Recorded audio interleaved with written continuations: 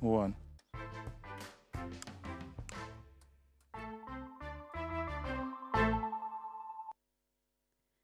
Great. We can go ahead and get started. First, I wanted to say thank you so much to everyone in the audience, also those listening on Salto, and of course, our participants both online and in person. My name is Akudo McGee. I am the I do advocacy and communications for an Indian diaspora-led human and digital rights NGO called The London Story. And it's really wonderful to have you here today. I will begin by introducing our speakers, and then we'll get into a very rich discussion, which I hope you'll all enjoy. Our first speaker with us here in person to my left then is somebody I think many of you are already familiar with if you're watching from Amsterdam or from the Netherlands, is Marieke Koekoek. Marieke Koekoek is a Dutch member of parliament and a member of the pan-European political party Volt. She's motivated by a strong sense of justice and fights for a digital society that is safe and free from exploitation, addressing important issues such as AI, social media, fake news, and algorithms. In her work, Ms. Koekoek remains steadfast in upholding democratic values, justice, human rights, and equity. To my right, I have Alyosha Ionovich. They did good pronunciation. Mr. Ionovich is a lawyer and journalist advocating for human rights in the digital age. He's a policy officer at the European Digital Rights. Some of you in the digital rights space will know this as EDRI, where he covers issues related to illegal state surveillance, online freedom of expression, and the effects of techno-solutionist and securitization policies on minorities, communities, and people on the move. Joining us online, first we have Petra Molnar, who I believe will be at the right-hand side of your screen if you're watching online. Ms. Molnar is a lawyer and anthropologist working at the intersection of migration and technologies. She's worked all over the world, including Greece, US-Mexico border, Canada, Kenya, and Palestine. She co-runs Refugee Law Lab at York University and is a faculty associate at Harvard's Berkman Klein Center for Internet and Society. Her first book, which is very good and online open source, is The Walls Have Eyes, Surviving Migration in the Age of Artificial Intelligence, and was a finalist for the 2024 General Governor's Nonfiction Literary Award. And last, but certainly not least, to, I hope, the left of your screen is Dr. Sangeeta Mahapatra. Dr. Mahapatra is a research fellow at the German Institute for Global and Area Studies, otherwise known as GIGA in Hamburg. She combines multidisciplinary academic research and policy insights and leads research projects that examine digital authoritarianism, digital politics and AI, and internet governance. And by working with civil society organizations in South and Southeast Asia, her research seeks to contribute to knowledge transfer and policies on ethical tech and inclusive governance for digital empowerment, as well as civil society capacity building against digital repression and disinformation. Now that I'm finished with the very impressive profiles of our speakers, I'd love to go ahead and get into the discussion today. We'll be speaking about the potential of technology, especially technology used for surveillance and personal data processing to inequitably affect people of color and people on the move. So I'm going to just begin with a question to open the discussion, and I hope this is more of a question that's already been a bit debunked, and this is for any speakers who'd like to respond. How would you respond to the claim or the understanding that technology is unbiased, or at least less biased than if you were doing data processing, for instance, with just people alone, so without the technology? How would you respond to claims that technology should not yield discriminatory results then, because it's just using data, for instance? Whoever wants to begin. Yeah, no, of the ones at home want to start. Otherwise, I can go on. Yeah. Okay. No. So, hi everyone, and it's really nice to be here in this nice space in this amazing event that's the Week Against Racism. And thank you all also for the invitation. As Akudo mentioned, I come from EDRI, European Digital Rights. So that's a network of more than 50 NGOs that work on the digital rights space, and we are in charge of kind of bringing their advocacy efforts to the EU level. So I'm focused on the EU. And well, this first question is really good because it's something that's nowadays really in the narrative of the European agenda, which is this idea of techno-solutionism, which is kind of, we want to make it, to make everything more efficient. So what can we do? We just throw technology on it and we can solve problems, make it quicker, make decisions in a more neutral way. And this is something that that we keep repeating, that it's a flawed way of thinking about technology, because of course data cannot be neutral. That's something that we all know. When you take data from someone, let's put an example on police records, for example. If you want to digitalize police records, you digitalize it and you just get items that you classify in certain ways, but you lose how this data was taken, which systems of oppression were there, what were the reasons of someone being stopped, for example, what were the alleged crimes, and so on. You lose all that nuances. You just get the data. Therefore, when you use that data neutrally, as if it was neutral, you even have more risks of treating it in a way that's not fair, or that's clearly biased, or even reinforcing the bias that already exists. So I would say that the first thing is that data will never be neutral, and that's why technology is not neutral either, because it's developed by the same people that live in our world. So it suffers from the same systems of oppression. It suffers from the same biases, and it's the same with its deployment. So it's deployed by the same forces that, for example, have racist practices, as law enforcement has across Europe, for example. So if you don't change that, the outcome that you'll get, it will be the same, and it might be even more risky because tech can enhance those differences instead of reducing them. Yeah, thank you. Really clear overview. I don't know if others want to respond. Otherwise, I will move into the next question. Ish.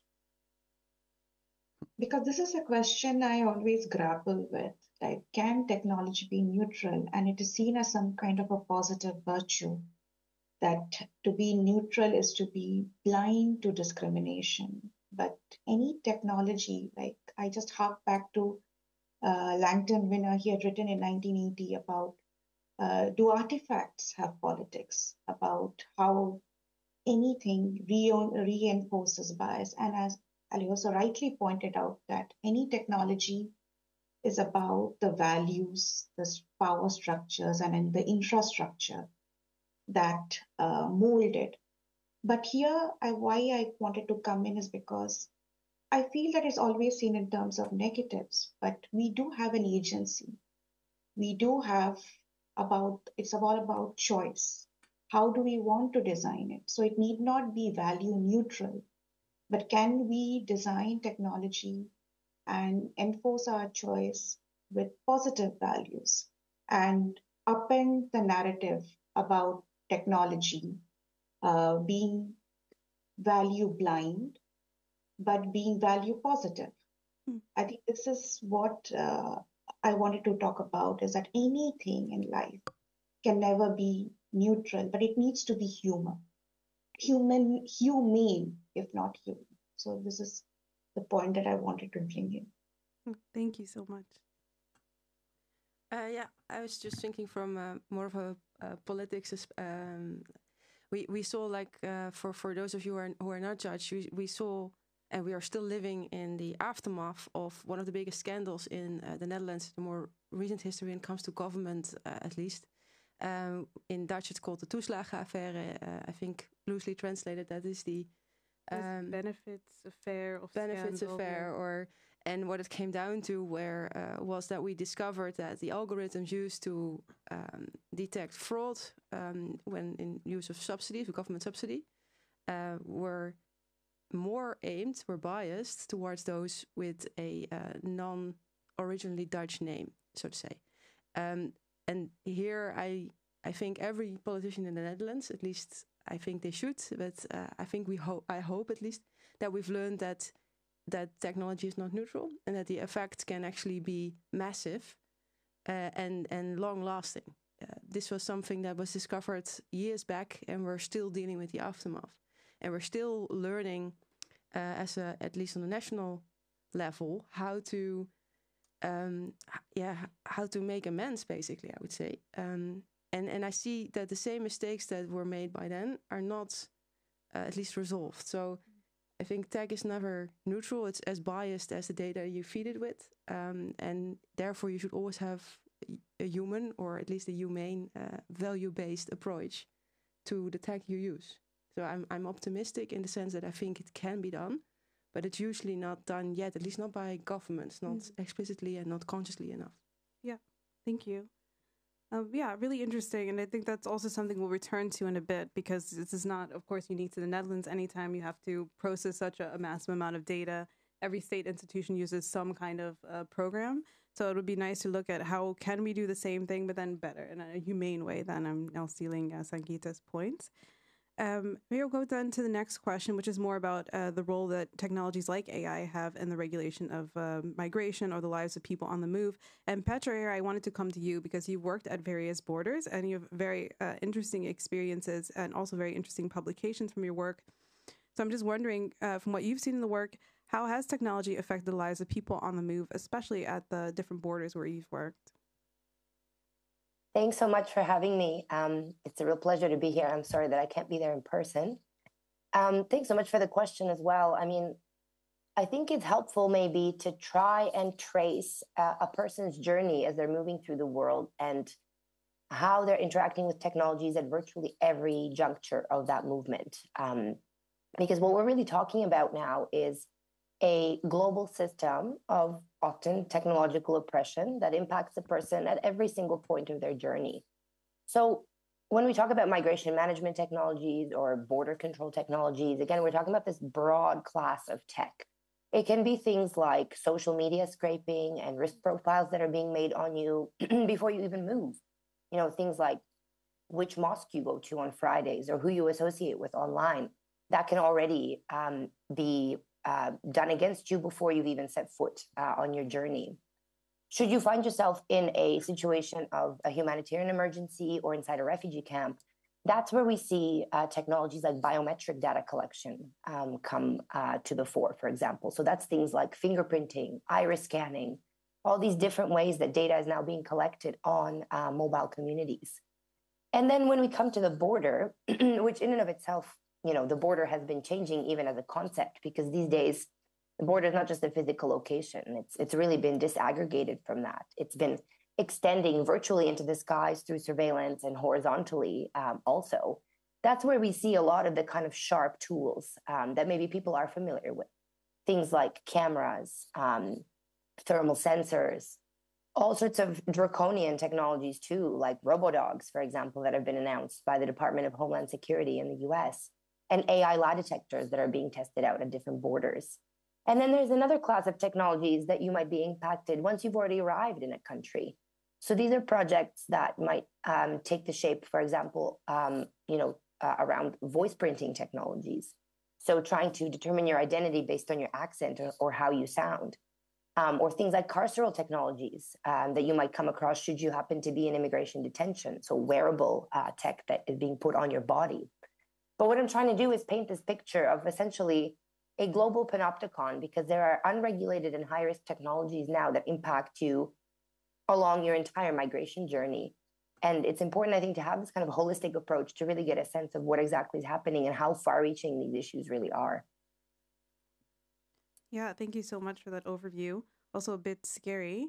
And I know we're talking more about people on the move, but now I'm also wondering it's not only people on the move, there are also people who are already belonging to marginalized groups. And I'm thinking about the effect that these technologies have on them. So maybe a question for you, Alyosha. Are there specific concerns, or what are the specific concerns that develop when you look at groups that are already marginalized in the use of this kind of technology? Mm-hmm.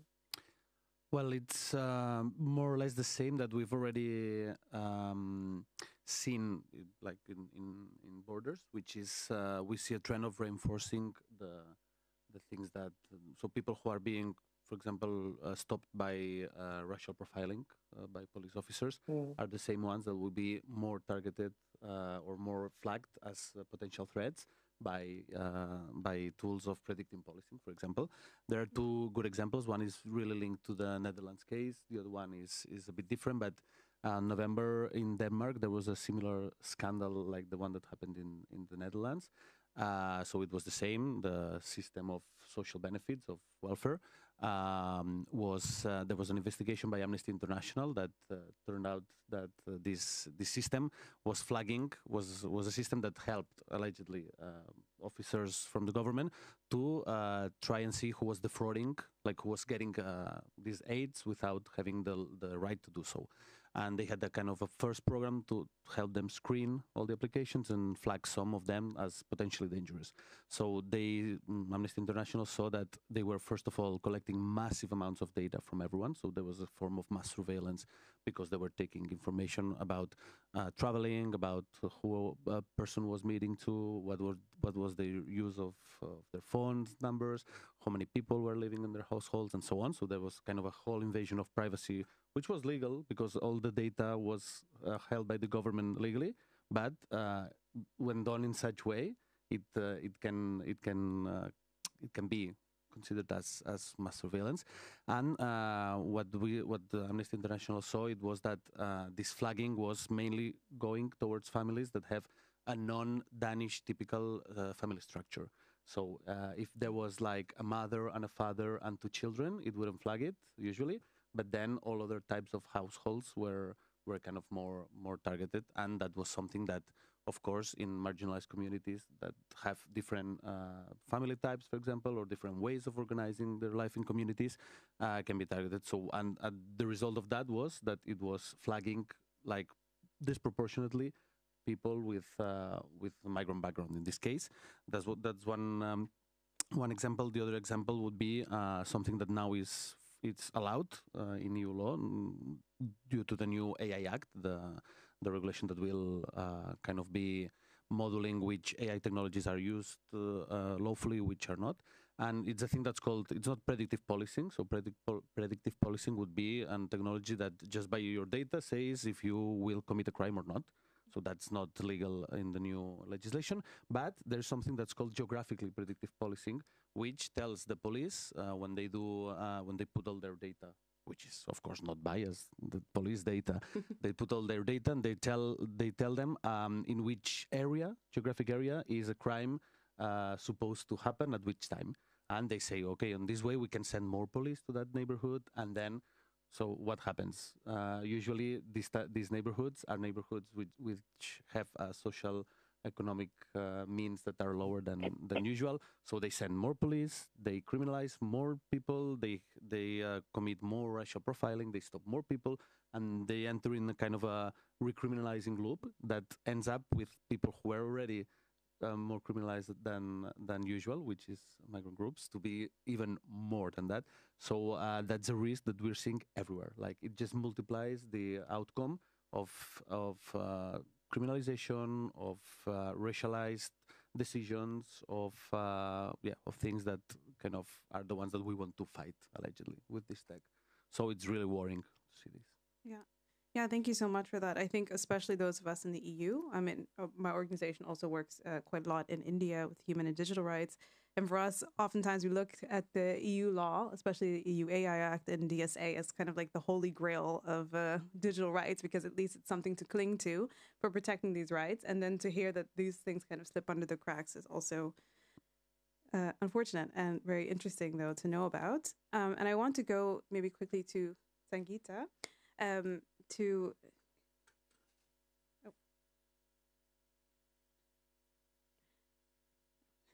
I want to go to Sangeeta quickly because I know we're talking about examples that are happening here in the Netherlands or examples that are happening in Denmark. And I wanted to also try a little bit to decenter the conversation just from talking about the so-called West.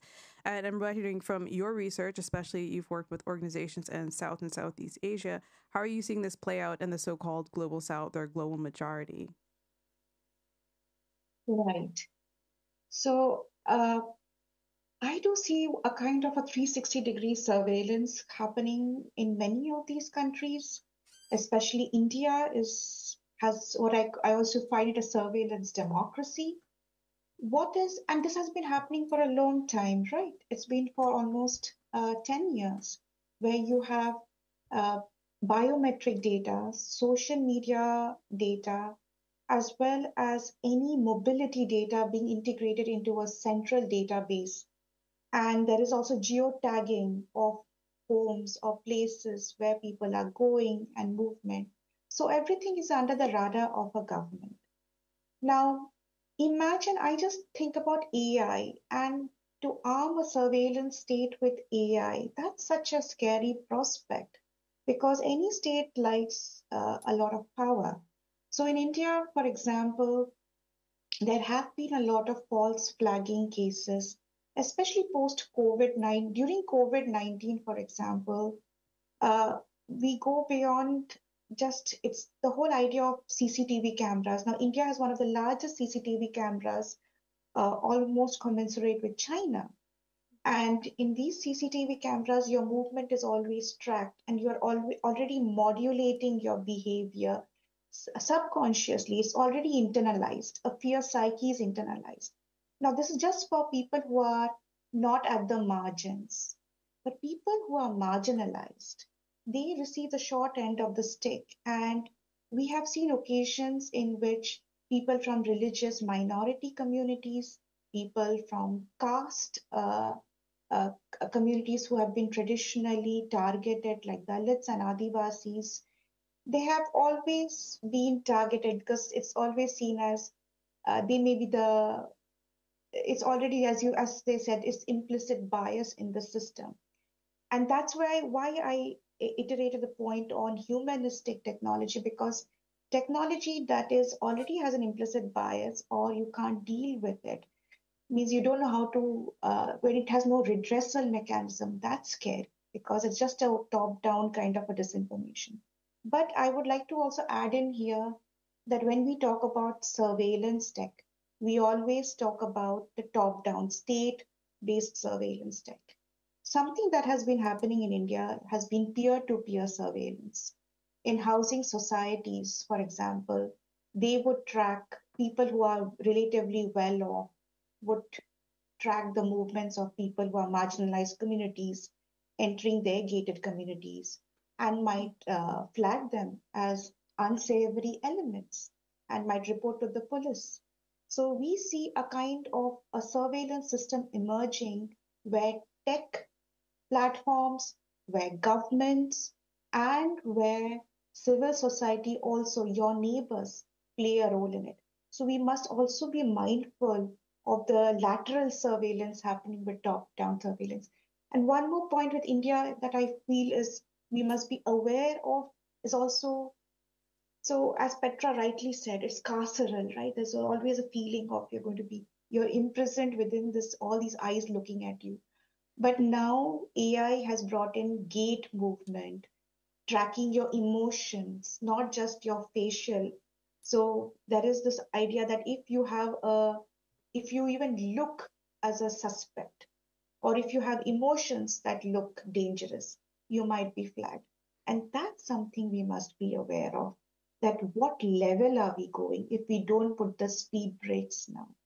So these are some of the cross learnings from India. Now in Kenya, you have Huduma, and you have from Brazil, you have predictive policing, because we do this cross comparative cases. In Malaysia, we saw same thing that is happening in India for AI enabled technology to flag refugees and internal migrants. And it is always people who are from low income groups or who are traditionally marginalized who will be the first persons to be targeted. And it is always a whole of the society surveillance happening, not just top down surveillance. Yeah. Thank you so much, Sangeeta. I think it's really important also to pinpoint, as we're maybe thinking here, at least, where there is the hope that there might be some EU regulations coming about what the world could look like without those regulations, what the world could look like with this kind of unrestricted use of AI. So I just wanted to go on to maybe talk about then what we maybe can do differently, because like I said before, we talked about the benefit scandal, we talked about the situation in Denmark, but this is not, of course, something that is just in some countries. This is something we're seeing globally, and I think anytime you have to process so much data, or so much data is collected on citizens, then you will always have some kind of algorithm, some kind of program that is going to be using this data to try to predict things or to try to prevent things.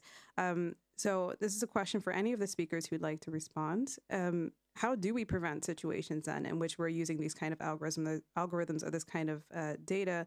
How do we prevent them from creating these kind of racialized profiles, or profiles that are criminalizing people on the margins, people who are already marginalized, or people on the move? And this could be a policy answer. This could be a scientific answer. I think just to, yeah. So I'll start with the policy answer, and then maybe the experts can correct me. Because I think the sort of the quickest win we can make is to demand transparency. Because what I've seen, at least from a governmental perspective, is that we often don't know what we are using as a government. So algorithms that we use, we don't know why we use them or how they work. And when I say we, I mean people in the government, which is a little bit scary, but also civil society or journalists. And I think it's important that every expert in the room can see how things are done. Especially because this is something that we also request when it comes to use of power in the offline world, so to say. So if you are applying for something at the municipality, you have to have a reason why you do that, and you have to provide documents. But the municipality also has to provide like motivation and transparency of why they decide on something. And the same goes for, I think, the digital world. So the values that we hold high in the offline world, we should have in the digital world as well. And another one, of course, is regulating, but also by knowing what are the biases that you feed the information with. So if you have an AI system, I think there's to a certain extent, you can sort of preemptively, so prevent that you implement certain bias into the AI system. And then the third one is, I think, just to accept a certain degree of risk, because I think tech and AI is really often used to prevent certain risks, quotation marks, and risk is from the viewer of somebody in power. So when we discuss people on the move, for example, we see migrants as a risk. I think that's debatable.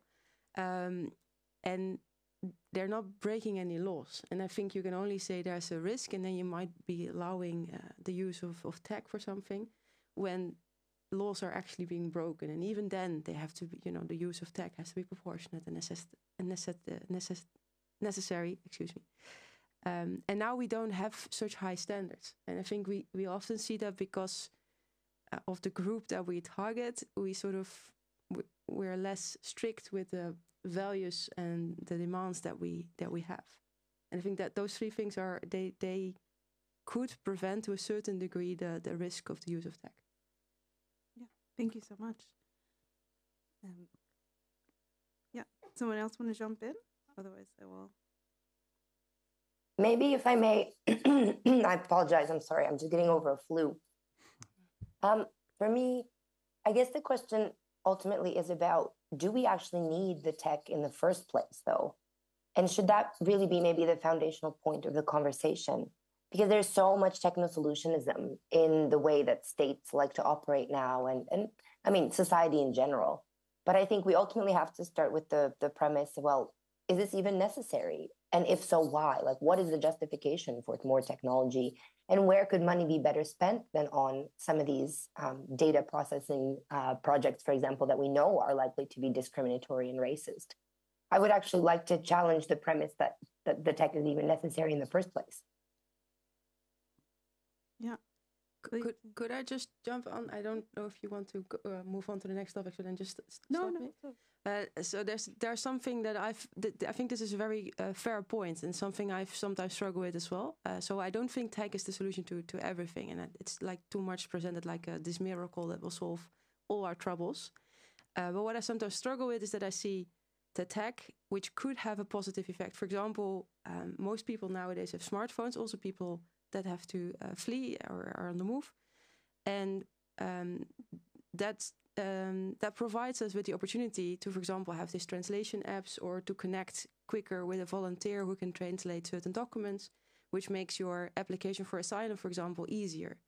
But that same kind of smartphone can be used to scan your journey, to scan your geographical data, which I think is not a good thing. So sometimes, tech can have like positive and negative impact. And I sometimes struggle as a regulator to make that divide, because I think that sometimes we can sort of provide better rules to stimulate a positive effect, especially for those who are, for example, refugees. Yeah. Just a quick one. I think I partly share what Petra just said, because I think that the examples that we've seen so far, at least at the EU level, do not allow us to see how these systems could be implemented without biases. So for now, I would advise like just stop it for now, and then first let's find a solution, and then if so, let's use it. Things that occurred to me. One was what was already mentioned. I don't know who it was. It was Sangeeta, I think, that mentioned it. It could maybe be built with positive biases. So with biases that would tend to, for example, give more help to those who are in the margins, who are already marginalized, and not to kind of treat them as potential criminals or scan them or see what are they doing wrong. That's one thing. But then another thing that that we're really starting kind of to fight in the digital rights era, and it's quite ironic, is the right of offline, the right of doing things not technologically. So first of all, 20 years ago, my organization would never have said this. It was all about like, getting the right to access internet, the access of everyone, and so on.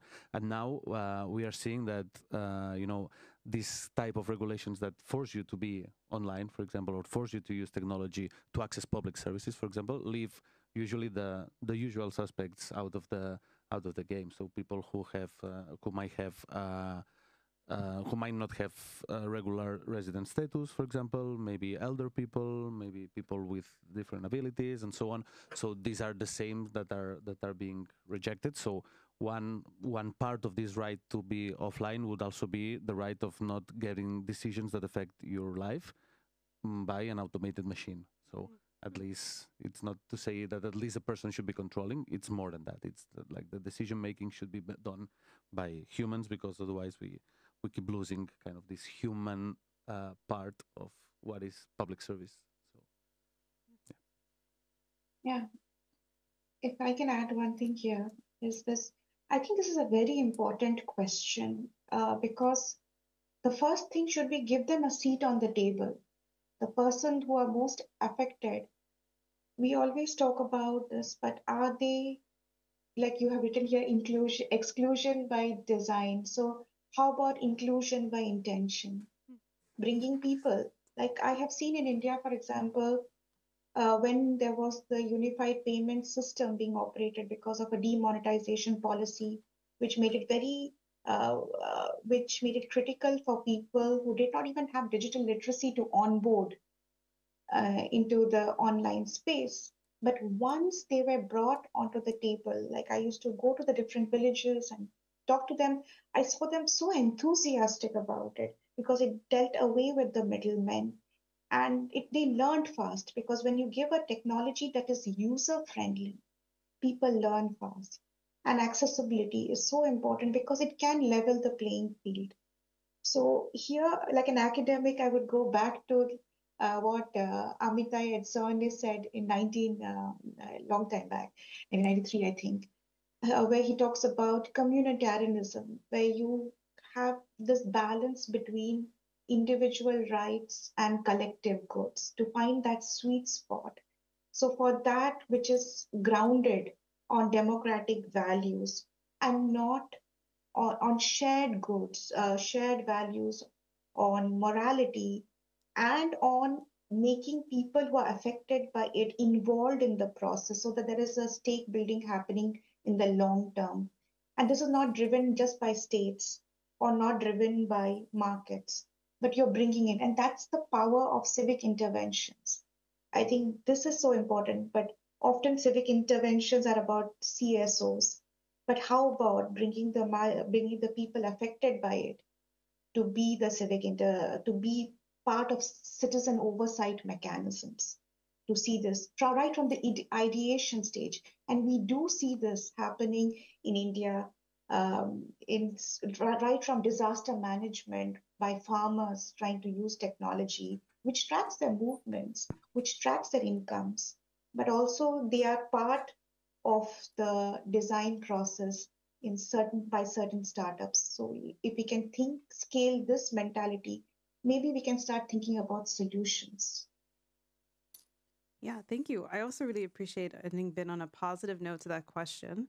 I think it would also be nice if some of these government consultations for new technologies that try to include larger stakeholder groups can also somehow reach out to people who are not like an organized NGO or something, or a business, and also have their feedback on the development of these technologies. But yeah, very good point. And Alyosha, I want to come back to you now because now I'm going back into the negative. We ended on a very positive note, but now I'm wondering, we just spoke briefly about how there are also kind of risk systems and loopholes that exist also here in the EU, where we kind of think, at least in the digital rights space, this is more of a mecca for digital rights regulation if you're looking to global majority or the United States, for instance, as other alternatives. But I'm wondering what kind of loopholes exist, especially when we talk about, for instance, low-risk AI systems. And what are low-risk AI systems? Maybe we should begin there. Yeah, thanks. Thanks for the question. I think it's very pertinent because nowadays we're seeing how the EU suddenly, or the Commission, is shifting from the narrative that had at the end of the last term, which was kind of championing the regulation on the tech sector and being kind of, they were bragging about having the first regulation on AI in the world. And now they are kind of embracing the whole narrative that comes from the other side of the ocean that says that regulation equals less competitiveness and equals burdens for businesses and so on. But in the case of AI regulation, for example, at the EU level, we have the AI Act, which was passed maybe 6 months ago, was started to be implemented, and this is something that civil society fought really hard to get. We have to say that there's a couple of things that don't work with that, and I'll go to the low-risk systems, but first to explain how it works. So we were pushing for a human rights approach to this law, which would be, if you want to develop an AI system, you have to demonstrate that it complies with human rights standards and so on. This was impossible to get, so what we got instead was a risk-based system in which the European law now puts like a pyramid and qualifies the AI systems in 3 different ways. So one is the prohibited items, so those that are considered to be completely incompatible with human rights. Those are forbidden by the EU law. Then you have the high-risk ones, and then you have the low-risk ones. High-risk ones have to have some transparency, have to conduct fundamental rights assessments and so on. And the low-risk ones can almost go unnoticed. So that would be something that they consider doesn't take crucial decisions. And here we have several loopholes that companies could use, or governments. The first one is that on the prohibition side, the migration management area and the police enforcement area are not part of the prohibitions. So things that are prohibited for the AI Act. One example was given by Sangeeta before, emotion recognition. There's AIs, the AI systems that use pseudoscience to, by the expressions of your face, tell if you're lying or not. This is non-scientific, this is complete bullshit, but it's been used in European borders, and when they regulated the prohibitions of the AI, emotion recognition is prohibited if you use it in education or in the workplace, but not in the borders. Therefore, you create kind of a blind spot in borders, so they can use anything that they want and prove them on migrants. So that's the first thing. And the second thing is that companies self-assess the level of risk of the AI systems. So they can just say, no, my system is low risks, and they don't have to comply with what the high-risk classification makes you comply with. And then there is the final one, which is if something is related to national security, no rules. There's a blank exception if something is related to national security, and as we know, more and more migration is being framed as an issue of national security because migration is a threat. We all know that narrative. So we are seeing how this AI Act that will be very useful in some parts will not cover all the cases that we would like to be covered due to these things. So from civil society, now that this AI Act will start to be implemented and that prohibitions will start coming into place and so on, now is our turn to push because these prohibitions, for example, the technologies that are prohibited can be changed in time.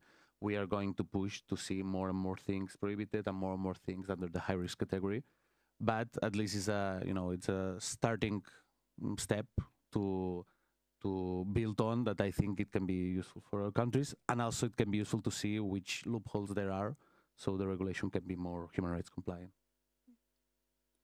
Yeah, thank you so much. I think this is something we'll definitely touch on a bit later in the discussion, but I always find it interesting what kind of narratives are used to kind of necessitate the use of data in ways that otherwise would look very unethical to everyone. So I think that hit really a good spot there with this kind of securitization and migration discourse. And I wanted to go maybe back to Sangeeta, because again, I'm trying also not to just remain kind of on the West when we have this discussion. But I'm wondering then, from your experience, are there kind of cautionary tales that you can pinpoint from your experience outside of the West, so to say, about how discrimination, for instance, kind of gets baked into the system and therefore ends up targeting minoritized communities? And is there kind of a warning or something that we now maybe in the EU, especially as NGOs working here in the EU, can take from the experiences that you've had and the research that you've done? Right. So I think there are two ways in which discrimination, or rather implicit bias and explicit bias, gets baked into the system, as you said. Is the first is training data sets that we have seen, and that has come. So let me give you an example of the training data sets first, and the second will be on algorithmic decision making. So you have an implicit bias and an explicit bias example. So this has been very obvious when one sees facial recognition technology and the kind of dresses people wear. It's automatically someone who looks Muslim in India, for example, or someone who looks a bit scruffy or from low income groups. It is automatically assumed that would be an unsavory element. So there have been a lot of studies in India that show that how facial recognition technology, which has a very low accuracy rate, like more than 90% of false positives, it has got such a high error rate being deployed. And this was deployed during in India, there was in 2019, 2020, there was a protest happening, a very big protest happening against a Citizenship Amendment Act, which many alleged was targeting the Muslims. So there was a rainbow coalition. There were a lot of people, not just Muslims, who were protesting this act. There were several people who were protesting this act, and they were on the roads. And somehow the FRT tended to those kind of technologies were deployed, and disproportionate arrests were made of people who belong to the religious minority communities and people who couldn't traditionally defend themselves. And that is because they looked a certain way. Not they just behaved a certain way or anything was illegal about it. Even a stray person who just passed by, they looked a certain way, and that was what the FRT technology said, oh, it was in that location, and therefore that person must be a criminal. And imagine, you just pass a place, but because you look a certain way, you are grabbed. And this, I'm talking about really sophisticated deployment happening in countries like India of surveillance technology.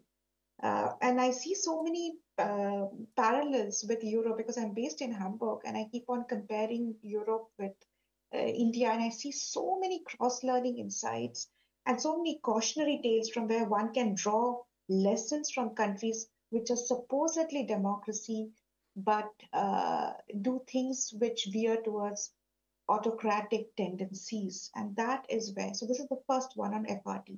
Second one is on algorithmic decision making. Now, if there is, or in the guise of efficiency, if you try to go into, we are majorly into e-governance, like everything, put last mile delivery of services to the people who do not have connectivity. Like it is a very vaunted scheme of the government, but what we do see that certain migrant populations, their data, so we have this world's largest biometric identity system in a democracy, the Aadhaar or the UID, unified. So unique identity system that we all have. Like I have an Aadhaar number, everybody has an Aadhaar number. We can't escape our Aadhaar. It's called our digital twin. Now, this is important. All our lifeline needs are tied to our digital twin, our Aadhaar identity. And if we do not have that Aadhaar identity, we are dead because we do not get access to our lifeline services. Now, imagine a poor person who depends on food rations, on medicines, or just to get himself, like admitted to a hospital or get some government service. If you do not have an Aadhaar card, then you are excluded. And this has happened a lot in an Indian state called Jharkhand, where many people starved because they did not have their digital twin card, their Aadhaar identity, and they got lost access. They didn't get food during crunch time, during crucial time, during crisis, or during daily time. And India has a huge internal migrant population, workers who migrate within it, and it's so difficult for them to get their rations. So they are doubly exploited. They are doubly disenfranchised by this system. So this is real life harm that happens when you have this kind of technology that is put in the guise of efficiency. Yeah, thank you so much. I think it's also another kind of frightening example of just not existing because there's not this digital profile there for you. And Marika, sorry, I didn't put this question, but now I'm also curious because also we've been following a kind of digital rights journey of the DSA, of the EU AI Act, and kind of seeing how the narrative at the EU level has really shifted also as a result of what's happening now in the US. And I'm wondering then from a political standpoint, you don't have to answer this question if you don't want. How are you feeling the pressure? How is it going when you try to advocate for digital rights in a space that is very much moving towards this kind of more regulation equals more difficult time passing legislation, difficult time for companies, less competition, and where you're really kind of maybe feeling the pressure also of outside influences also happening beyond European borders? The fair question. I think that's exactly the dynamic that you do feel also in politics. Strangely enough, or no, maybe not strangely, but what I do see also happening is that there are several politicians, at least at the national level, that see this also as an opportunity to kind of create this new competitive edge, which is AI or future technologies based on values or ethical AI, for example. And this is also where I position myself. I don't see that there is a contradiction between regulations and competition. To give an example that doesn't really go into ethics, but what we recently saw with this DeepSeek. So I'm not advocating that DeepSeek is like an ethical AI, don't misunderstand me. But what I found interesting about that case is that we were all very much focused on competition with the US on like fast and efficient AI. And then there was this Chinese program that was more sustainable in use at least, and actually better or faster in certain ways. And this is, to me, a sign that we don't always have to think in the same frame that Silicon Valley has put out for us. And I would love, for example, this sort of EU-based Silicon Valley, where the standard is that values and efficiency and competition are not contradictory to each other, but actually supportive of each other. And I think that that's another lesson I've learned from this subsidies affair, that the cost of doing it wrong are way, way higher than actually doing it right from the beginning. And I think there are more politicians that are sensitive to this narrative.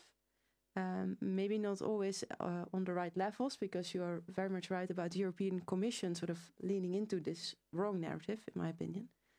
But I do think we can provide an European alternative that sort of forms like the middle in between two worldviews on digitalization. Like you have the US-based one that is very much focused on competition and consumers, and then there's, I would say that for now at least, the Chinese-based one that is more focused on perhaps efficiency but lacks certain openness and transparency.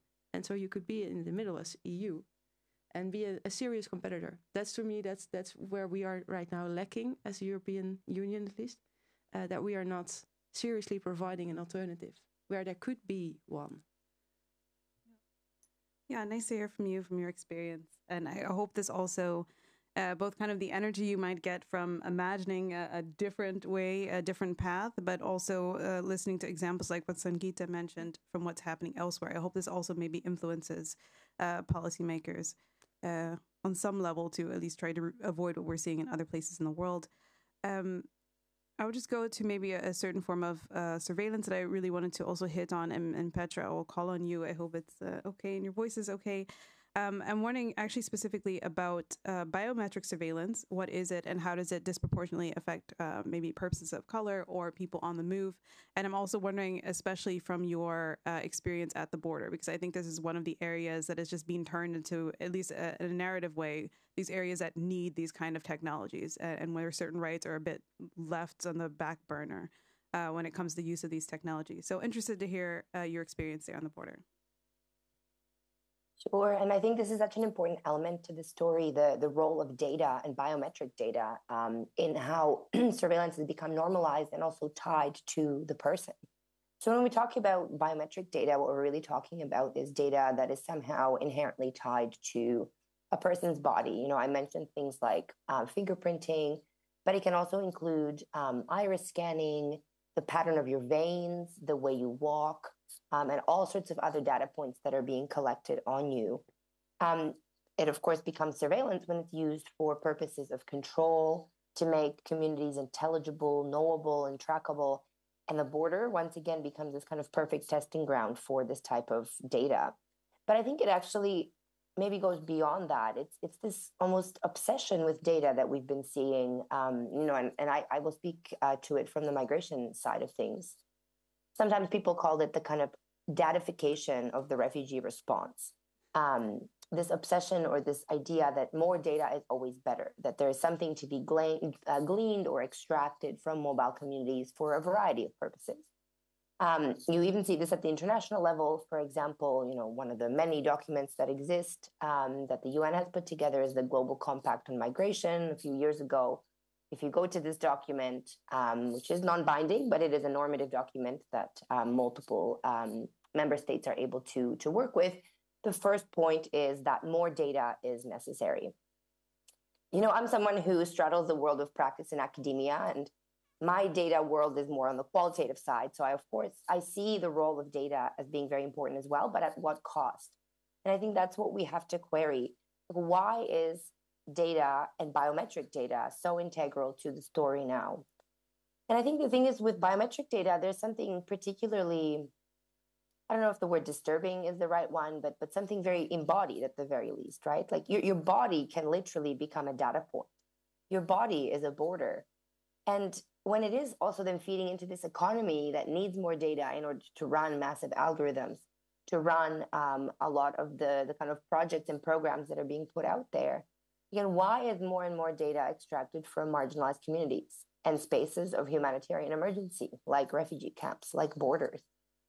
It also makes me think of another angle to this. You know, for the students of history in the room, you might be familiar with the practice of phrenology, the pseudoscience that would measure people's skull shapes and make determinations about intelligence based on racial characteristics that were deemed to be immutable. So skulls that were belonging to people of white backgrounds were seen to be more intelligent than skulls belonging to people of color. I mention this because what we're really seeing now is this kind of new phrenology or neo-phrenology through biometrics. None of this is new, right? We cannot have an ahistorical understanding to why we are seeing this kind of technology and this turn to data proliferate, but it is informed by these understandings that are predicated on exclusion, on systemic racism, on these extremely problematic ideas of categorizations of human beings, really. And ultimately, I think this is the point that I'm trying to make here. Which communities are the ones that are to be made intelligible, trackable, and knowable? Well, it is people on the margins, and often mobile communities specifically. And this is, again, feeding into not only this obsession with biometric surveillance, but also this broader border industrial complex that has grown up around the use of technologies at the border and in humanitarian spaces. And it's really, really important to pay attention to it, because it's also remarkable how normalized biometrics have actually become. It's one thing for me to go on and on about their impacts at the border, but how many of you opened your iPhone with your face or your fingerprint today, right? Or your laptop? It has become so normal that we don't even think about actually the ramifications of these types of data collection practices, and I think that's a problem. Yeah, thank you so much for that. really scary, but also very interesting how we're a bit returning to the past. And I was also thinking that too when Sangeeta was speaking before about this facial recognition software that like 90%, or some kind of emotional recognition software that like 90% of the time gets it wrong. And yet it's still being used to detect, for instance, whether or not somebody is lying. It's just, yeah, a bit frightening that this has so much power. And maybe to go back to Sangeeta again, I'm wondering about the use of biometric surveillance or biometric technology then in global South, global majority, outside of the so-called West, however that should be termed. How are you seeing this then in your own work and in your own research? So we call it embodied surveillance because you are, as Petra rightly said, the data point. And I'm chary of using the term data subject because we automatically become subjects, right? And I see that this has grown a lot in South and Southeast Asia, especially South and Southeast Asia, and Africa also, in certain parts of Africa because of mobile banking, where our biometric data is equal to our access to services. As long as and there is no informed consent here, right? It is a kind of compelled consent. We are compelled to give that consent. So unless we do not give that consent, we do not get access to services. So that makes privacy notional. That is the first point that has happened through the practice that I see in countries like India. But then what happens is that for a few years, I was hopeful that privacy would come back, but it has been that trade-off where people say that it's become so pervasive, so internalized into everybody's everyday existence, and it has become not just their lives, but it is, for example, India or Thailand, the countries that I've been seeing so much, regardless of regime types. People give their data, and there is the sophisticated systems that give them services. If you barter your biometric data, you get services. And this has taken up to such an extent where people have realized that, okay, we are fine with it. We don't want to deal with the hassle of going and trying to protect ourselves. And this is where the civil society comes in, who are trying to create awareness. Post-COVID, however, again, the pendulum has swung back to rights respecting privacy spaces and try to create a kind of a small cottage industry of technology products where think differently has come out. This motto of think differently, create products where you do not have to open or get access to everything based on your biometric data, because you can give every other data, but you can't escape your biometric data, right? And that is something that is coming back in countries like India, where they're trying to create products where you do not automatically have to give in your biometric data. Because there's one more important point here I think we often miss is that a lot of people, your fingerprints, like in India, there were many cases where workers who work in certain professions, their fingers, sometimes they may not get the fingerprint scans correctly, and they get excluded from certain services because there's biometric mismatch of data, and it is such a hassle to redress it and correct it. So this embodied surveillance, coupled with making it necessary for your existence, not just something that is just for few products, but for every day of your life, alongside making it very difficult to get redressal if you are wronged. All of this is creating a very toxic, scary, and I don't like we always say dystopic environment, but this is dystopia in reality, right? The future is here, but it is equally distributed risks, not unequally, just like plagiarize William Gibson in a different way. But this is the problem, we are facing a kind of risks everywhere with this. So this should be a cautionary tale from what is happening in India. And the pushback is the optimistic view of how do we deal with it. Yeah. Thank you so much for that. I also really appreciate here then the role that the kind of social attitudes towards the protection of your own data or privacy, and also the role of civil society and kind of encouraging people to think about that, or maybe even business models to be built around the ability then to not have to de facto present your data in order to use certain products or be able to take advantage of certain programs. So it's at least a little bit positive light there, but also important to look at these examples too and to share this knowledge from across borders to see what is happening in other countries and to see exactly what we want to prevent and how, or what lessons we can learn that we want to also pick up. Maybe to then go to you, Alyosha, from your experience at European borders, how are you seeing biometric surveillance play out? Well, I think for addressing the use of biometric surveillance in Europe, we should also take, as Petra started before, a history lesson, which is that in the case of European or Western countries, the colonial legacy of biometric surveillance is undeniable. So the first biometric classifications that were conducted were when enslaved Africans were brought to the US. This was the first time that people were marked in their bodies because their body became a way of identifying them. There was also this this rule in Northern America at that point that when an enslaved person walked by a white person during the night, had to put a lamp in front of his own face or her own face to be recognizable. So this was kind of a first time that faces were a way of kind of a thing that you cannot get rid of and that is used against you. So it's a way of using your body against yourself, as they already mentioned. And also, for example, the first time that fingerprints were taken to compare them to crime, it was during the British colonial rule in India, in which in the 1850s they conducted a massive campaign of taking fingerprints from all the population, and they were all being treated as potential criminals because this fingerprinting taking was only to have them controlled in case they committed a crime. So when Europe talks about biometric surveillance, this cannot be forgotten, and this kind of over-targeting of migrant population or racialized people by these things is something that still happens today. And a very good example is what happens at the EU borders. As a matter of fact, there is this system that I don't know if you know about, but it's called Eurodac, that comes from dactylar prints.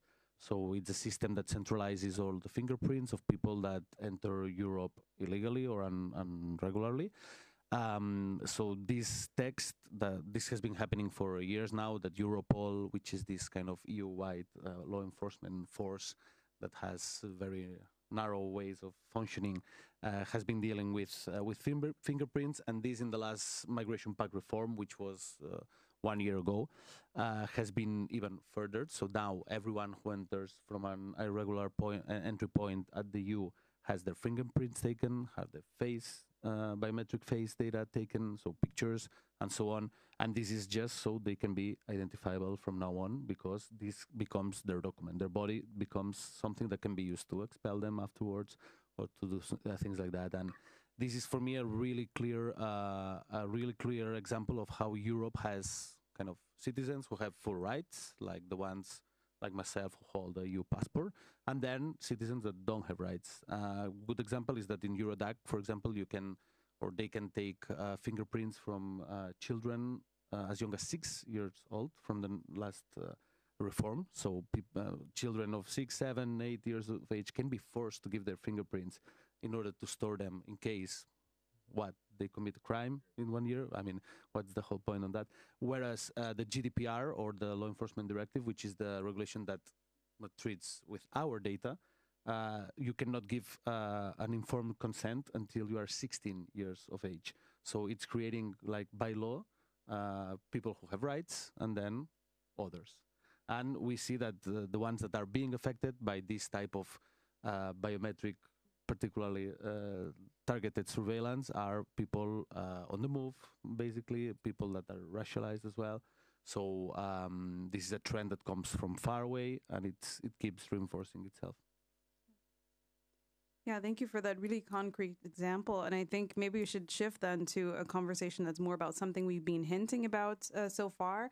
And that's really the kind of narratives that are used to necessitate the use of certain technologies or the violation of certain rights or the temporary suspension of certain rights.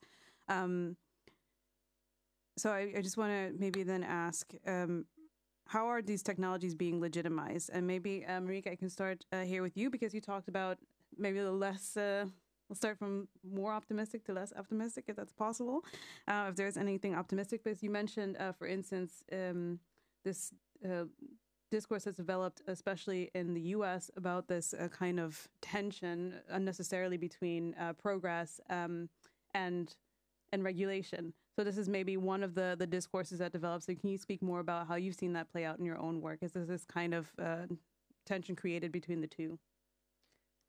Well, I think it's a narrative that is often really used to if you want to get rid of something. So in tech, it's often said like you cannot be competitive if you have regulations because they slow you down. There will always be others, whoever those others may be, who will not regulate, and so they will overtake you.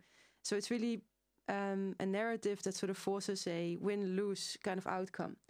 And this is the same thing, I think, that we saw happening when it comes to, for example, climate. Like we cannot tackle the climate crisis because if we regulate, that we will lose the economy as we know it.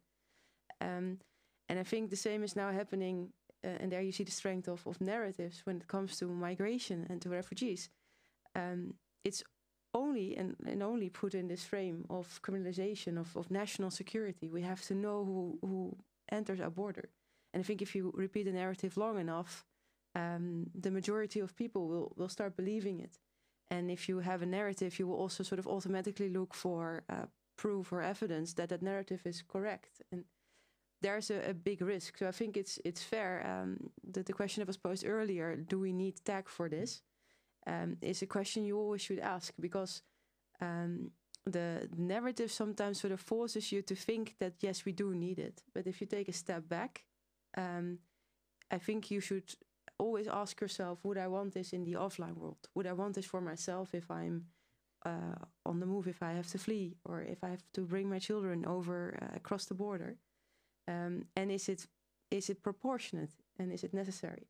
And those two things, they're a little bit like almost old-fashioned to ask, but I think they're always necessary when it comes to tech, whether it is tech used for efficiency or perhaps even positive things, and especially when it's used to force something. Because I think the example of Eurodac is completely correct. Like it's out of the ordinary, extraordinary what we're doing as Europe. That's that you the assumption of innocence that we use in criminal law, that we don't use them for people who have to enter Europe for their own safety. And I think this is where you see the force of a narrative, because it can steer like the majority of people and also politicians to decisions that you would normally not make. Yeah, thank you for that. I think that's really impactful, these narratives. I think especially in the EU, because coming from outside of the EU, the narrative for your own privacy and for protecting your own personal information is so much stronger. But the second it comes into, oh, well, this is a matter of national security. Oh, well, these people might be criminals. Oh, well, you have to know who's entering your borders. And this narrative completely disappears. This importance of protecting private data and protecting human rights and protecting groups that are marginalized. That's actually a really good point. I think what I've also learned is when I talk about privacy, Europeans have a tendency to react, not everybody, but they have a tendency to react with, oh, well, I don't have something to hide. So there's this idea of, okay, privacy is for the bad guys. And when I go to other countries, mostly outside of Europe, then the reaction is, well, privacy is usually for like the good guys, for the artists, the scientists, the journalists, the citizen journalists, the civil society, because you're fighting against a power that is usually have either the government or has a government force behind it. And that, I think, also sort of greatly influences how you look at these kind of questions of proportionate and necessity, and do we actually need this data, is how you're used to dealing with the government. And if your experience is that the government is usually on your side, then you will probably sort of fall easier for these kind of narratives about safe security or the likes of that. Really good example.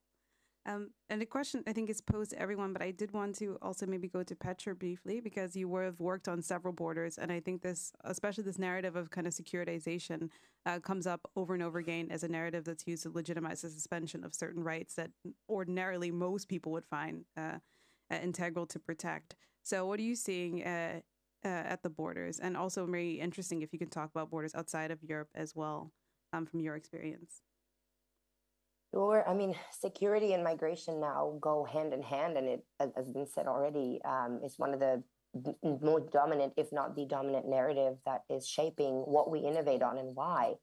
And again, if migration is seen as a threat or a problem to solve, it kind of starts making sense why so many technical solutions are proposed. And, yeah, I've been really privileged to be able to have a comparative perspective and see how technologies are playing out at Greek borders, at the Polish-Belarusian border, at the US-Mexico border, in the occupied Palestinian territories. And there are definitely similarities that hinge on the idea that certain groups are dangerous, that they're a threat, and they must be therefore, again, made intelligible, knowable, trackable, and controllable. But I think, the conversation around narratives has to also include a conversation about power and normative power, especially, like who gets to set the stage on what we innovate on and why. And especially these days when we see so many politics of difference ripping up societies apart, and politicians have become very good at pitting communities against one another and using the kind of specter of migration or Islam or a person of color or a person on the move as somehow the ultimate scapegoat for all your problems. It starts making sense, right? Why technology then starts playing into this as well. Because again, when people on the move are a problem to solve, and we're also talking about a very lucrative industry that has grown up around all of this, then there are companies that start presenting solutions to the so-called problem of migration. And this is how we end up with things like robo-dogs and AI lie detectors and drones, instead of, for example, using AI to identify racist border guards or to audit immigration decision makers, right? Like looking at the power brokers in this situation. So any kind of conversation around narratives has to also include a conversation around power, especially with what's happening in the United States these days and how it's going to reverberate all around the world, including in the EU. Yeah, thank you so much for that. And maybe as a direct follow-up then, Alyosha, if I can ask you about how you've been seeing these, specifically the discourses around securitization and efficiency, these narratives play out in the EU and so-called Fortress Europe. Is this sometimes heard? Yeah, so that's really a good point, Petra. I think that this is a trend that we're seeing across Europe, in which migration, instead of being treated as what it is, which is a natural social phenomenon that has been happening for forever since humanity is humanity. So it's a human move. It's a human thing to move. Instead of being seen like that, is seen as a threat. And this is only a question of narrative, of how you frame it, because there's no data that subjects that. That's really important to keep repeating it. Like, there's no data that says that the more migrants, the more risk to security, or even the law, how is it framed? It says that the screening procedure, for example, will see if people coming in are a threat for safety or for health. So they're even framed as a health threat to Europe, which is completely dehumanizing.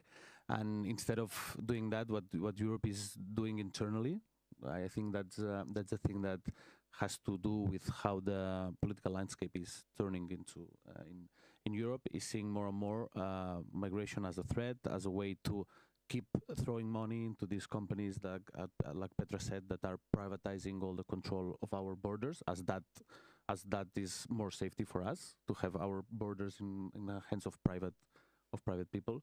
There are very funny examples on how money has been thrown at AI without any sense. There's a case in the Canary Islands.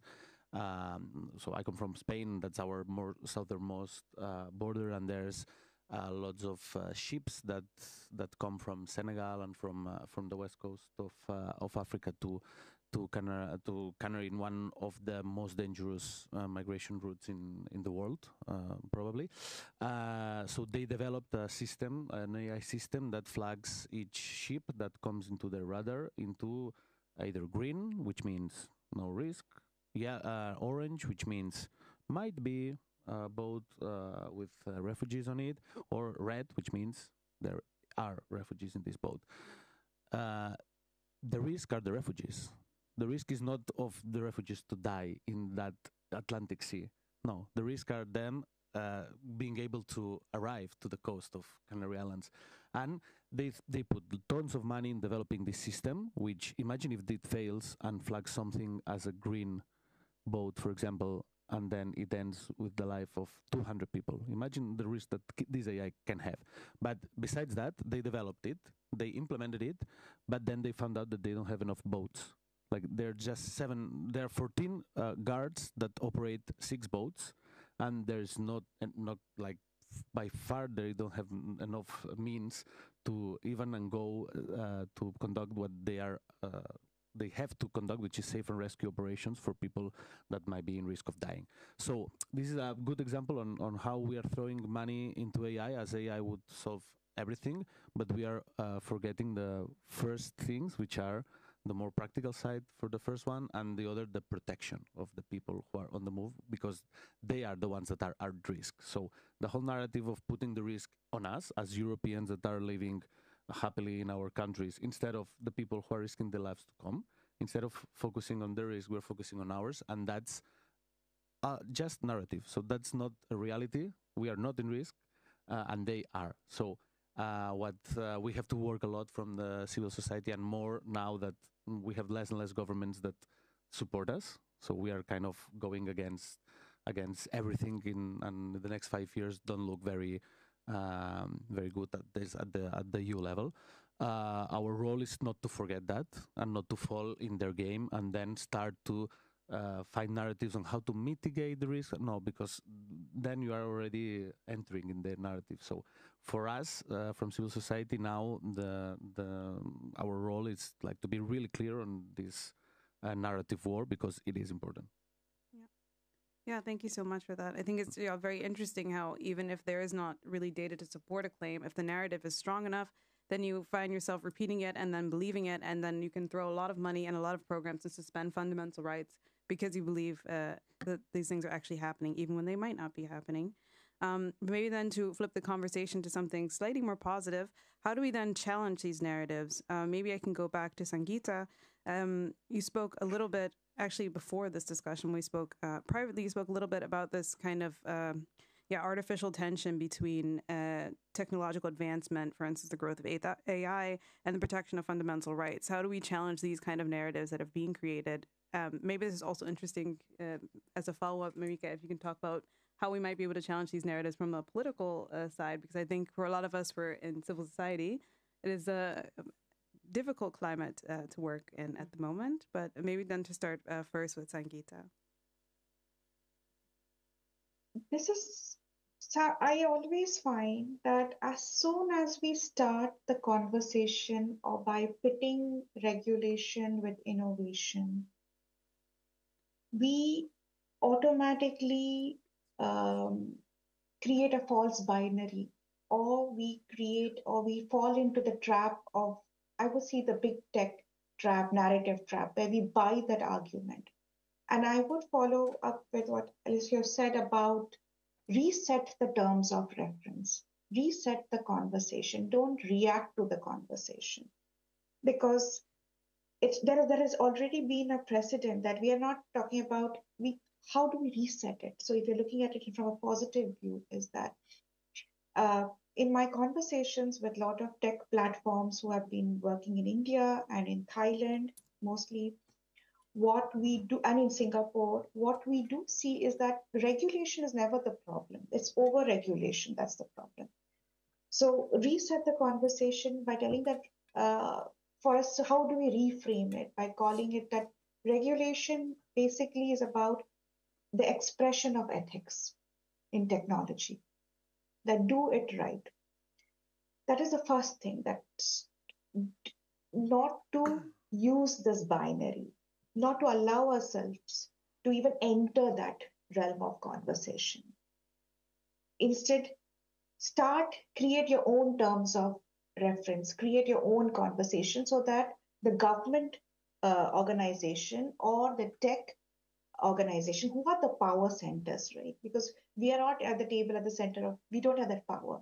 But to what we can do is correct that power asymmetry first with the getting a narrative advantage, because then only we will force the other side to react to what we are saying rather than we reacting to how they are setting the terms of reference. So I feel that is very empowering as a civil society organization to do that, putting it so that the government is forced to react in those kind of terminologies.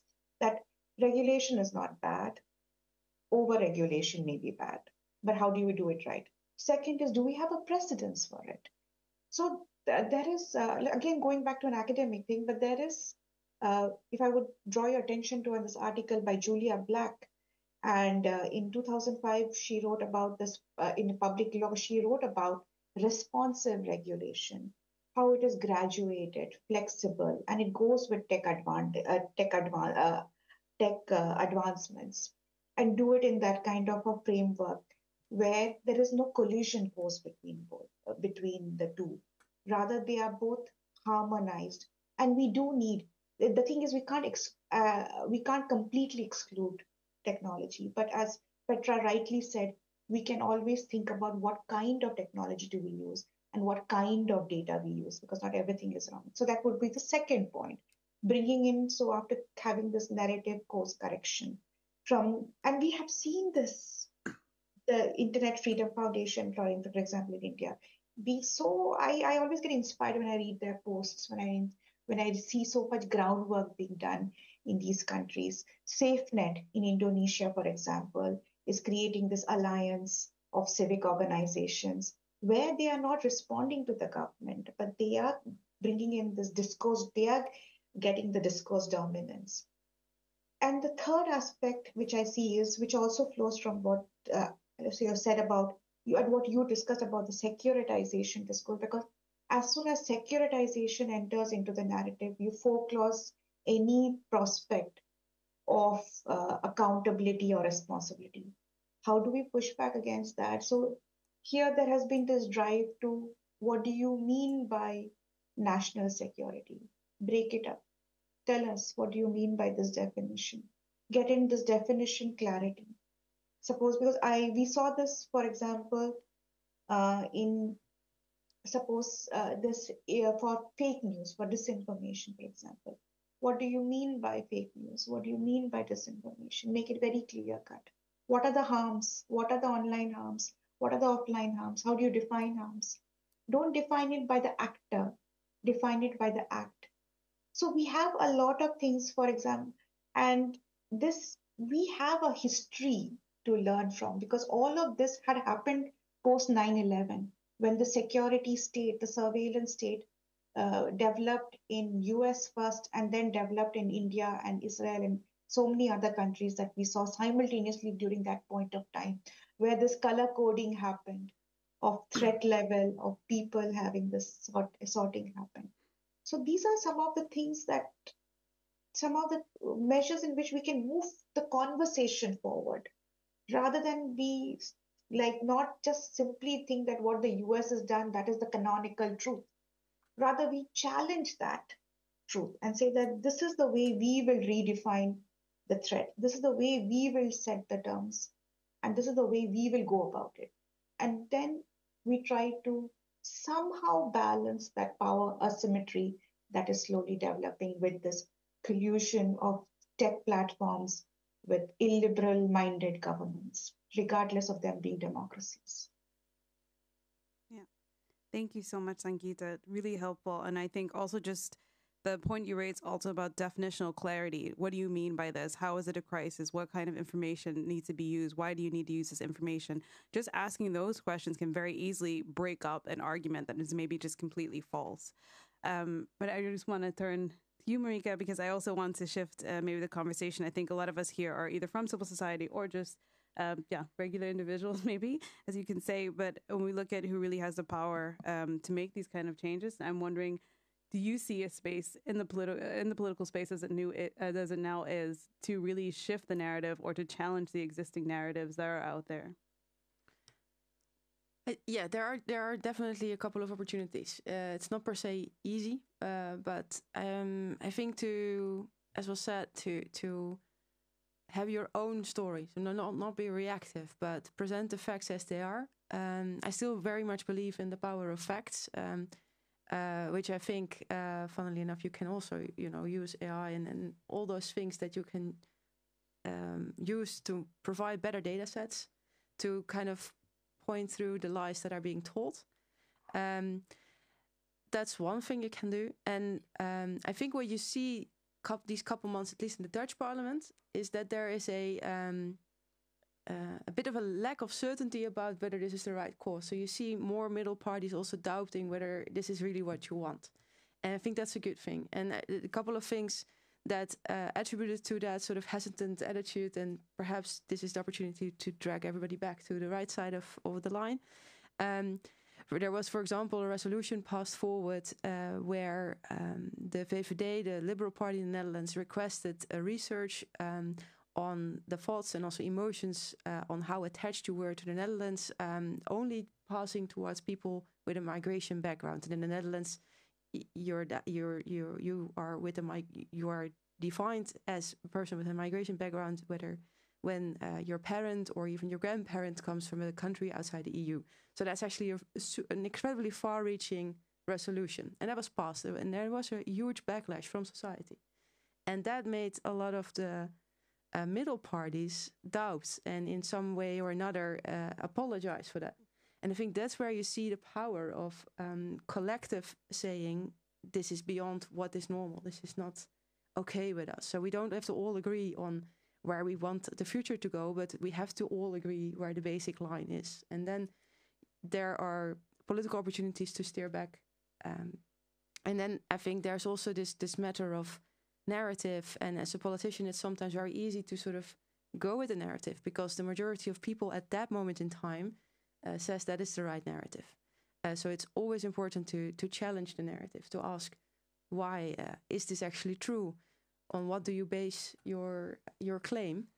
And sometimes also just to take a moral stance, I think. Sometimes we lack a bit of political leadership that dares to say to the majority of people, well, you might feel that way, but I tell you that if we go a different direction, it will actually turn out better for the long run for more people. So that, I think those are political opportunities. And from civil society, you have a lot of power, I think, especially now, especially because of what is happening in the US. I think there's a lot more people really eager to get active and to focus on where the power is and to require that power to take a different turn. So I think that in a way, the way the world and politics is now going, at least in the US and in Europe, is also an opportunity to really push back hard because you have people's attention more than maybe 4 years ago. Yeah, really good point. Also, I think a good point about when something ends up blowing up, maybe in larger society, and people end up really responding negatively to it, it can also push things in wider in politics. I think that's also good to remember. As sometimes we feel maybe a bit powerless. Also, those outside of civil society, if there is this huge social reaction, this backlash, or at least a request for clarity on how something's going to be implemented or why, then I think this is also really important. Maybe to go to you, Alyosha, how do you see this challenging these kind of narratives that have been built up so far? Well, I see that the situation in Europe, which is the area that we cover from EDRI, is now a bit, well, it's challenging because there's two things on the table. One is the whole turn to the right, both of the European Parliament and of member states. Because now of the 27 member states, we have just 3 governments that are allegedly progressive, which is the lowest ever. And then in the Commission, in the European Parliament as well, the colors have changed, and it's more and more difficult to kind of counter this narrative. You have that from one side, and from the other, you have these attacks that we're seeing on NGOs and on CSOs lately. So the scenario has dramatically shifted since Trump took over for the second time. He cut the USAID funding that has affected massively to many NGOs working both in the EU, but specifically in countries, in accessing countries. So, for example, the Western Balkans, which is an area we also work on, has been dramatically affected by those cuts. Then those cuts have to be fulfilled by someone else. So someone else is losing funding. So now the situation among NGOs is really of a bit of I would say panic, because we don't know how the situation will be next year, what will happen. Private funders from the US are starting to withdraw because they want to not be damaging for the new government. So they are kind of backing up. We're seeing all of that. So the situation is a bit complicated. At the EU, therefore, the situation is challenging. We are seeing more and more good examples of things happening or narrative changes at the local level. So we're seeing lots of opportunities in local administrations that work more hand in hand with communities, that have more direct access to citizens, and we have worked, for example, in a couple of good practices examples. One was in Utrecht, for example, here, that has guaranteed for migrants without documents to be able to go to police to report a crime and then walk out without fear of being deported, because that's a huge thing. Many undocumented people in the EU don't go and report crimes, or don't go to the doctor because they fear to be deported. So, for example, there's a good practice in Utrecht called free in, free out, which has kind of really established a good precedent on how that works. There are good examples in Barcelona as well of this kind of cooperation between CSOs, public actors at the city level, and so on. In the state level is more difficult to fight nowadays, because with the securitization agenda and the defense agenda in the middle, it's been a bit challenging. But what we are trying to do at the EU level is to keep, first of all, the MEPs or the members of the European Parliament informed on everything that's happening, on these good practices examples, on their commitment. As Sangeeta before said, like the EU should be or can be also a good example of things that are done with values at the core of what we're doing. So we keep repeating that to MEPs, because we've seen also that many of them actually care about Europe, actually care about these so-called European values or democratic European values, which in practice are very difficult to see, but some people still really believe on that. So we're trying to target those people and to try to keep them in our field, and to make them our voice in this more institutional background, because for CSOs now situation is a bit overwhelming, and we have seen that good examples at the city level, and the state level. We have just Spain, who is treating or passing some legislations that treat migrants as humans, and then at the EU level, we have to expect that the next 5 years will be based on defense, securing our borders, and war, maybe. So the lower you get, and the more closer you get to the community and to the affected people, actually, the more it works to change the narratives, because you can change it with facts. They can see how better it is for the community that people can go freely and report crimes. That's how you fight crimes, not by not allowing them to do so.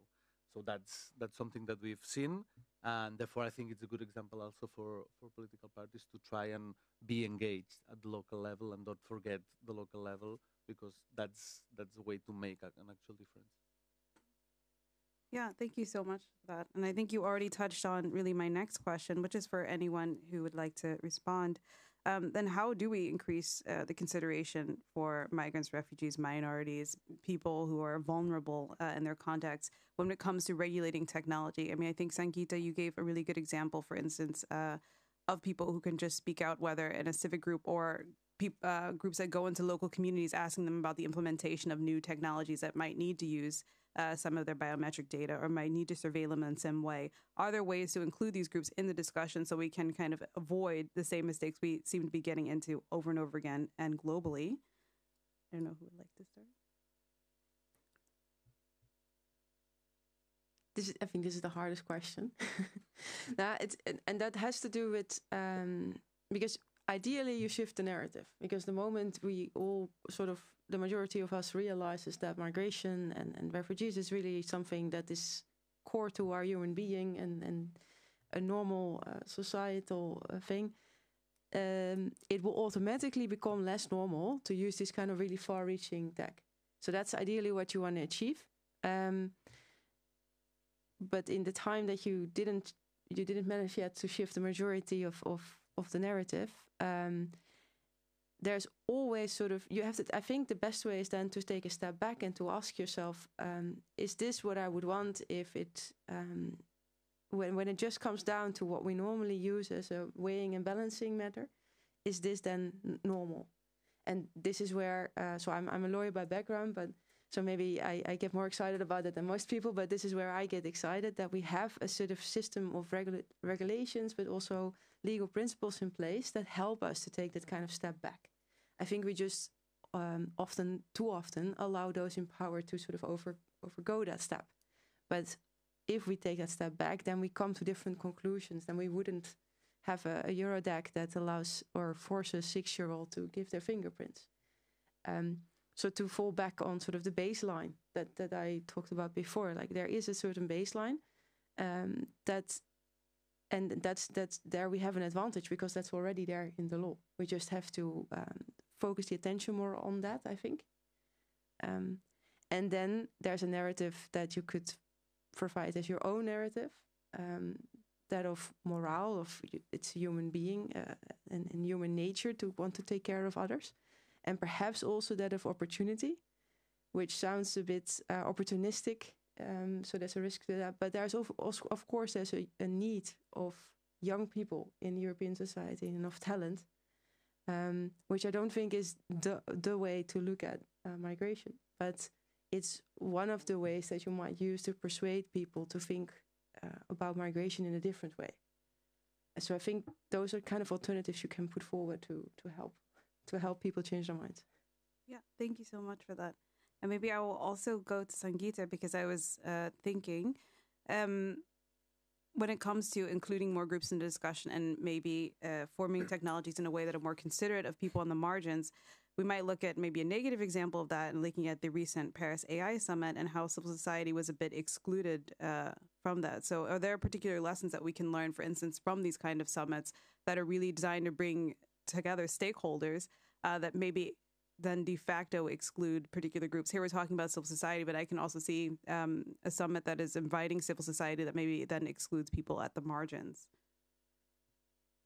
Right. So whenever such summits happen and they start using civil society groups as mere tokenism, that takes out the credibility of such a summit, because we are talking about AI, and AI is integral to every part of our lives at the moment. We can't do anything about it, but we can make it better, right? We can think about it in a more harmonized. How do we harmonize the different forces who are trying to work to make things better than to ask questions? So in the Paris AI Summit, when we saw the mindset shift, it was a person who, US throws a gauntlet and the rest follow it. And that was very disappointing for many of us who look at the EU especially, because to provide some, because they have lived by the principles to some extent, right, compared to the rest. So there was this whole idea that civil society organizations would not be left on the sidelines, though many of them were doing exceptional work. But problem here is they were isolated units. Like I participated online with some of the civil society organizations in the sidelines of the Paris AI Summit, but I saw very siloed discussions happening amongst a few groups. And that cannot work for a whole of the society problem or a technology like AI. For that, all hands on the deck needs to happen. And how do we get to that process is when we as societies give legitimacy to summits.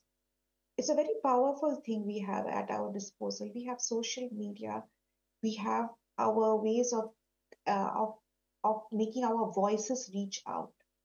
Yet we are not using that to the extent that we could do. But I have seen that in Southeast Asia, many civil society organizations in the worst conditions regroup, try to fight away these silos and get into the government negotiating table and talk. So the format of a summit, number one.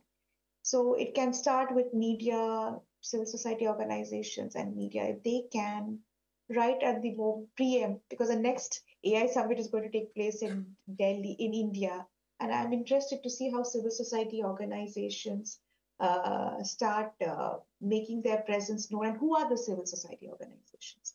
That's so important that one doesn't say that, oh, we are just digital rights organizations or we are lawyers, but this is a multi-field effort, and this has happened in Southeast Asia. So we can draw a successful case of how organizations in South Asia and Southeast Asia are banding together against fake news laws, for example, to push back against harmful AI-enabled disinformation or AI-enabled legal repression, to push back. Similarly, if in countries like Europe, which still has such strong checks and balance systems in place, still has it, means I feel that it just needs this kind of uh, not to get out of the tribal mentalities, the siloed mentalities of certain organizations, and go out to the public. And that can start with this. It is so exciting to go to the public because they feel invested in their organization. They feel invested in a civic outreach because this is affecting them. So already the battle is won here. So if you talk about migration, for example, in India, you had the Rohingyas coming, and there was a lot of fear mongering being done about them coming into Indian territories. Bangladeshis coming into Indian territories.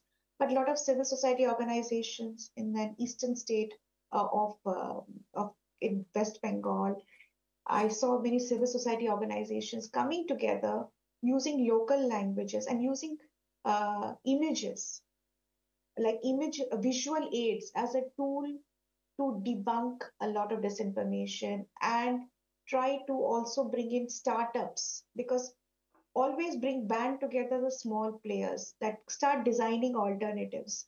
Don't allow the big tech monopoly. And in the Paris AI Summit, something interesting also happened, which while at one hand the states and were parroting what the big tech companies were saying, like certain states like UK, US, through the rebranding of Safety Institute to Security Institute, like let's talk about AI for national security, for market dominance, for innovation. Civil society organizations started speaking about democratizing AI tech, started talking about alternative models like small language models, and they started creating a countervailing pressure, and that the media did not broadcast to the extent they could have broadcast, because I also see that positive sides also happening. So there is a kind of a mindset towards democratizing AI, move it towards SLMs, move it towards more sensitive cases, and bring the users on board to deal. Yeah, thank you so much for those examples. And I want to open the floor for Q&A, maybe like 4 minutes or so, but maybe also to give Petra the chance to share something. Have you seen examples about a really good engagement strategies, or maybe very poor engagement strategies, for kind of including a wider breadth of people in the conversation about technologies that then later regulate their life? Thank you. And I'll step away from my normally dystopic remarks to actually say, yes, I have seen some promising examples. And I'm also biased because it's actually one of the projects that we incubate at the Refugee Law Lab where I work. So if you'll permit me, maybe I will share a little bit about the Migration Technology Monitor project that we've been running for the last 5 years. It's a space where we essentially fund people on the move themselves to do work on border surveillance and technology. It's also as a way to show our commitment to kind of decolonializing the way that we think about the way that knowledge is produced, and the fact that, you know, it's also conversations about who counts as an expert in these spaces. And oftentimes affected communities are not seen as experts in their own right. And that's something that we're trying to change. And so at the Monitor, we have a fellowship program every year where we fund 5 colleagues on the move with a living wage to give them the space and time to think about what's important in their communities. And it's been fascinating. Now we're running it for the 3rd year in a row, this fellowship program. And the distribution of projects is really interesting. some colleagues look at issues perhaps similar to what I do, the kind of sharp surveillance impact of tech. But others are developing chatbots, for example, that are coded in a way that makes them culturally relevant for their own community. We have projects like psychosocial archives that people are developing from Ugandan refugee camps. All sorts of other ways that technology can actually be used to empower affected communities. And it's ultimately been about broader questions too, right? And I think some of the questions that we've been trying to answer together today, like who gets to imagine what kind of world we want to live in? And why is it always certain voices that are represented as the experts? You know, for us, I think also it's a little bit about direct redistribution of resources directly into people's hands. We've been lucky enough to get funding from sources in the global north. So why not move some of this money directly into communities and also trust that people have ideas and know what's best for their communities? That is some of the foundational ways that we've been trying to work. But it's not easy. And I really want to echo what Sangeeta just said, that this kind of tokenization element also that's very common, I think, in this space, whether it's civil society or policymakers or academics as well, thinking that you know, you can just pluck an affected person and put them on a panel or work with them in a really surface level way. It's ultimately about building deeper communities, and that takes time, and it takes trust, and it takes humility, and it also takes stepping away and just allowing the space to do what it will. And we always say, oh, well, we need to bring affected communities to the table. But maybe we actually also need to ask, well, do we need to rebuild the table or build something entirely anew altogether? I think that gives me a lot of hope in this space. Yeah, thank you so much. I think it's also nice to end on a positive note and a positive example. I would like to open the floor for Q&A soon, but while I wait for a microphone to come around, I also wanted to remind the audience to please also look at the rest of the programming for this week, including the festival on Thursday, the protest on Saturday, and other programming happening throughout the week. Also, really want to thank you for being here and the people for watching online at Salto. Let's open up then for Q&A, and someone will walk around with a microphone. So make sure you wait with your question until the mic's in front of your mouth.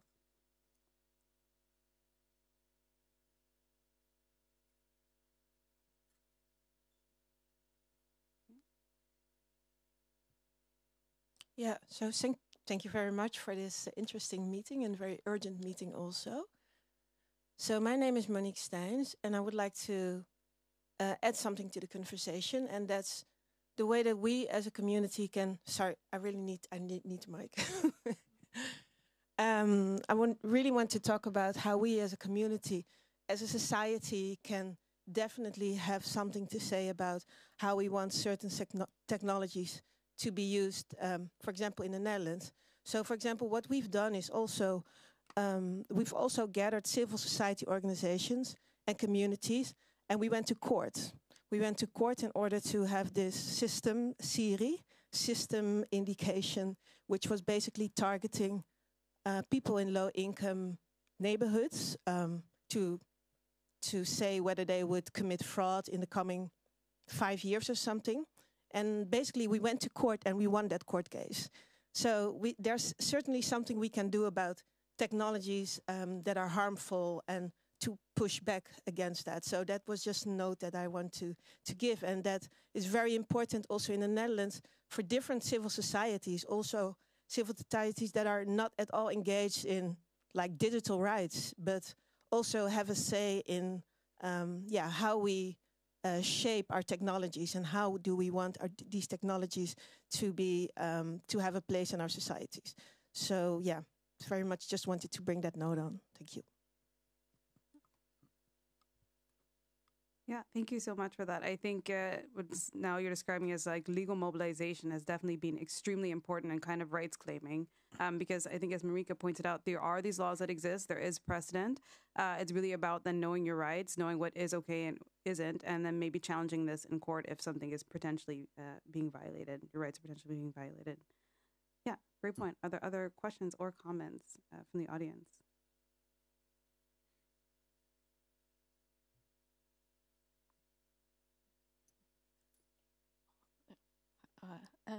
Thank you all the speakers for the interesting talk. And maybe it's more question for Marika because I'm curious. For example, now in EU, there's this tendency, different atmosphere. So if there's something Dutch government wants to do differently than EU, so what would be the approach can Dutch government does that? Thank you. So if I understand your question correctly, it's like if the European sort of the directives and stuff take a turn that we don't like, that you push back. I think even so once the directive on the table, it's actually it's our own law because the Netherlands has been at the table all the time. So the time to push back would be during the negotiations, and this is something that I try to improve also in the Dutch Parliament. That we as national parliamentarians are more active towards pushing the negotiation towards something. So this Eurodac negotiations is, I think, is a good example that went on completely in the dark, in the sense that it wasn't not transparent if you could access information if you would look for it, but a lot of people just didn't know about it or didn't look for it. And I think this is often what goes wrong in the EU, because we have this staircase level of governance, is that national parliaments, they get most of the attention, but actually in the European Commission and sometimes in the European Parliament, that's where the real decisions are made. So I think to really have an ideal situation is to really reform the EU in a sense that you have more direct involvement of people in national parliament that were elected directly, or in the European Parliament, to have them directly elected. Because I think there's now a disbalance between powers that we should remedy on an institutional level, or to be more actively involved as national parliamentarians. So when we have a directive eventually that we don't like, or has taken a turn that we don't like, it's also a bit of a lack on our side. So and especially now when we saw the working agenda of the European Commission, I think it's essential that most parties, ours as well, have representation on more levels, as you said, that you use all those levels to really keep an eye on what's really happening, and that your European parliamentarians cannot just focus on European politics, but you have to be really in contact with each other. At least that's what we try to do, and I see that is now more important than maybe 5 years ago even, to really, be on alert, because we see turns that we didn't expect before.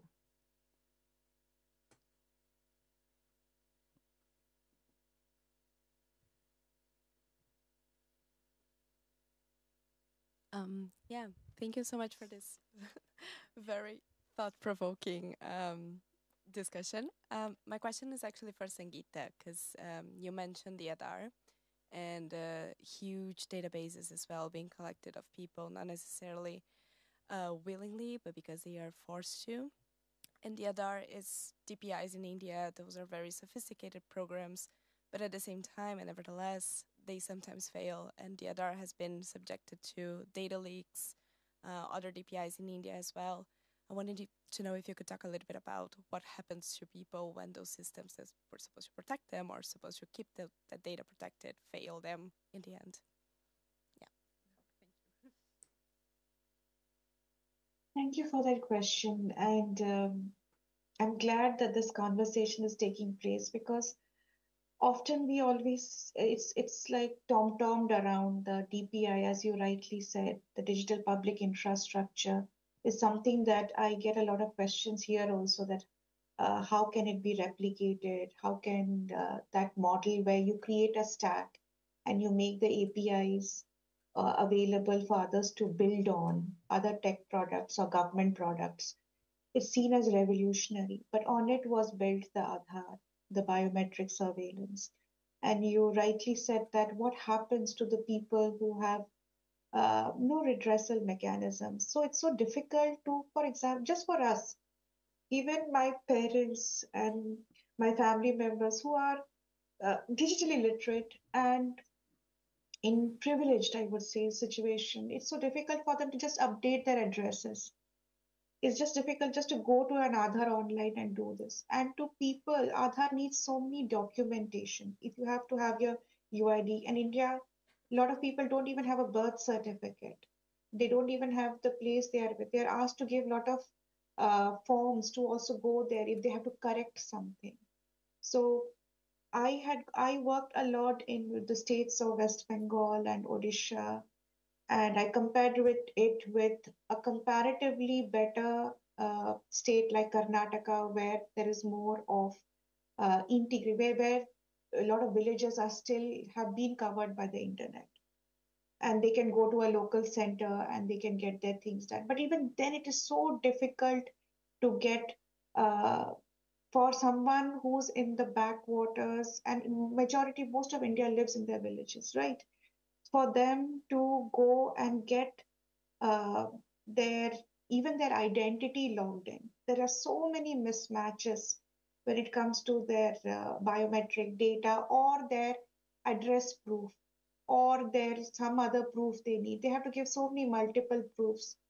So in my experience, I have found that many people have said that we should not be compelled to give Aadhaar, because Aadhaar legally we were not supposed to. It was not supposed to be something of a compulsion. It was supposed to be an facilitator, a card that would facilitate other services of the government. And as it happens with governments, through practice they legitimized it, and through executive practice, they made it compulsory for government for people to give their Aadhaar ID, to get an Aadhaar ID. Forget about even just to get an Aadhaar ID. Even to get a mobile phone connection, you need, now they have made it compulsory. Through practice, it's not legal, right? But through practice, you have to get that. So there are many activists who say that, who can, who try to not give their Aadhaar, but ultimately they're compelled to give it. So the practice has been really a cautionary tale of not going through that route of having a unified identity, because it might seem very convenient.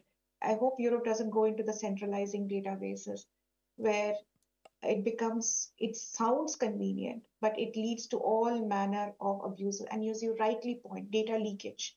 Because as soon as there have been so many incidents of leakage of data, given that we have a lax data protection law, and the new Digital Data Protection Act, we don't know what it is going to come out as. So, given this kind of a scenario, it is like free for all when it comes to the data that who's going to get access to it. So this is a bit of a cautionary tale of not having a kind of one centralized database, an integrated database, which brings point. But there have been so many, and nobody's plugging that leak, right? So you are right. It's a nightmare when it comes to data protection, and when it comes to redressal of not just even not just of the poor and the marginalized and the people who are digitally, but even of the middle class and the literate people. So how much more difficult it is for those who live in villages or in forests and don't have basic access to information. Yeah, thank you so much for that. I think we're coming to time, so if there's a quick question and a quick answer, then I think we can.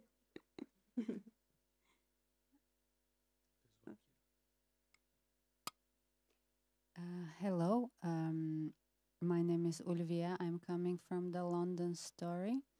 And I have a quick question. I was just curious about, Alyosha, you said about 3 types of technologies which are prohibited, risky and non-risky.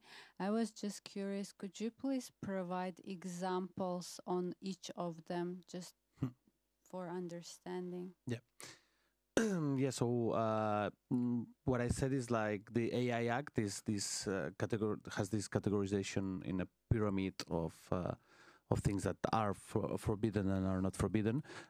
You would see, for example, in the prohibited items, we had a huge fight for a long time to prohibit RBI, which is remote biometric identification, which is kind of to have a camera here that that remotely can identify each one of us and put a name to each of us, for example, by putting our image in a database against, for example, their bank of images that they have.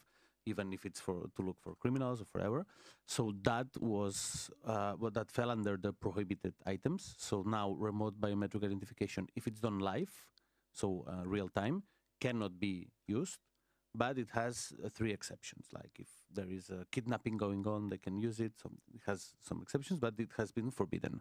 What has not been forbidden? Its use non-live, so they can use recordings of on the paper 10 minutes ago to kind of do exactly the same. Go and scrap 3 images. Another type of thing that has been forbidden is emotion recognition systems when they are used in the educational and work environments, for example. Then high risk, many of the things that we are talking about here are considered by this law high risk. That means that they can be used, but they have to comply with certain how do you say it? Exactly. They have to do some risk assessments, for example, when it comes to human rights, and they have to do that and do it publicly. So they have to publish these things. But in the case of migration and law enforcement, they don't have to publish it. So we won't have transparency in these cases. They will have to transmit all these internal human rights impact assessments to their country and to the European Commission. But we as civil society won't be able to access them. This is one of our main demands, like this should be made public, because all these technologies that will be used in borders, such as potential emotion recognition, but also biometric recognition, data, crime prevention technologies, and so on, will be falling under this. Even asylum seekers applications. So they will probably use AI on doing that, on going through the applications. This falls under the high risk, so it's not prohibited. It can be used. And then low risk are the ones that the technologies that are considered not to have a harmful impact. One example would be ChatGPT, for example. They consider this general type of AI not to have an impact on human rights, so they just have to, I think, register into a database of the EU, but they don't have to comply with human rights. The trick here is, first of all, you are, as a company or as a developer, are the one who says in which category you are. So that's the first problem. And the second problem that we see, for example, when it comes to use at, for example, for social benefits or for essential services, is that you can develop an algorithm. So imagine you can use lots of data, you develop an algorithm that says who is gonna, steal money from the government, or who's gonna commit a crime, blah, blah, blah. Then once you get this algorithm, if you use it independently, so there's no machine learning involved, it's just the algorithm that you took from the machine learning, but you're not using it, it's not learning real time, it doesn't fall under the category of AI, so you can use it. Therefore, there's some loopholes that we are pushing for the EU, and we hope to see that, because it's still a chance. We are pushing for these gaps to be closed when the implementation comes up. So prohibitions are already enforced since February. On August 2026, so next year, these high-risk categories will be already in practice, and then the whole AI Act will have to be developed. And until then, we are waiting for the Commission to issue some guidelines and to states to say how will they implement this. And in this stage, we are trying to push towards, closing these loopholes. Great. Thank you so much. We're almost perfectly at time. So I wanted to once again thank the speakers, and of course also you, the audience, and the people watching on Salto as well. Thank you so much for coming and for your input today.